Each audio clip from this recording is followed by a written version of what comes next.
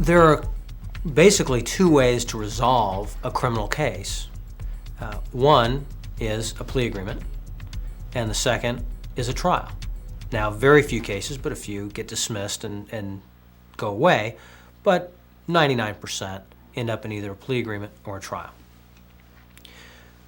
A plea agreement is an agreement between the state and the defendant that's a negotiated outcome.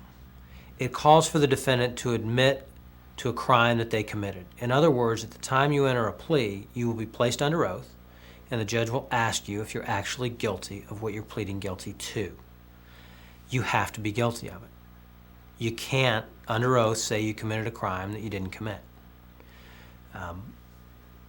And the advantage of a plea agreement is certainty. You know what the judge is going to do. In other words, the agreement stipulates what the sentence will be. If you plead guilty to this, the state agrees you will get that. The judge has two choices. If he thinks that that plea agreement is either too lenient or too strict, he can reject it.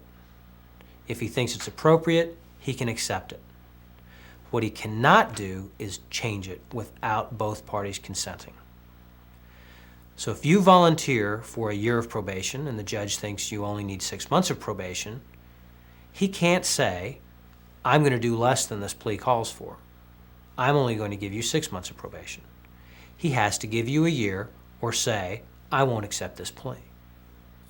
Ultimately, if you can't reach an agreement with the state, you have a right to appear in front of your peers, other citizens, not a judge, not the prosecutor, not the police officer, but your peers, and present your case and attack the state's case. And you have a right to have those people determine whether the police were right or wrong in arresting you. And the reason that is so important is, one, really the historical content and context of juries.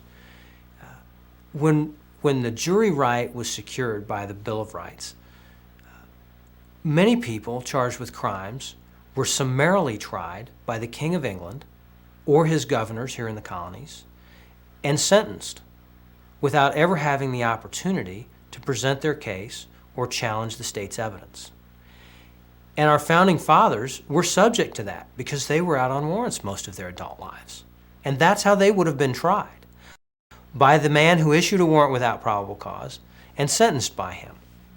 Citizens never have the opportunity to stand directly between the legislature and other citizens. They never have the opportunity to stand between the executive, the president, or the governor, and other citizens.